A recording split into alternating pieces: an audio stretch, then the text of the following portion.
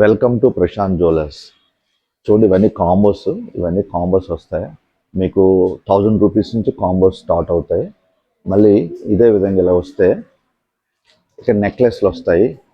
250 rupees నుంచి నెక్లెస్లు start అవుతాయి.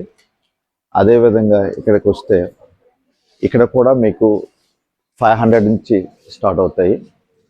ఇక్కడ అలాగే బ్యాంగిల్ సెక్షన్ కూడా ఉంటుంది. బ్యాంగిల్ సెక్షన్లో కూడా మీకు 200 నుంచి స్టార్ట్ అవుతుంది.